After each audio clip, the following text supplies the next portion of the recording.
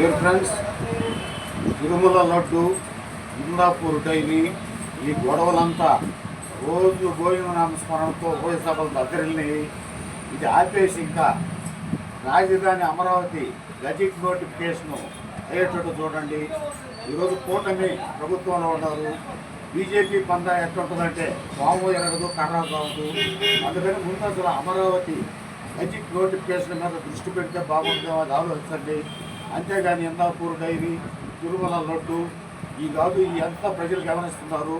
మీరు ఆ పాప ప్రక్షాళన కోసం రోజు గోవిందనామ స్మరణ 2 సభల్లో సందు లేకుండా చేస్తున్నారు.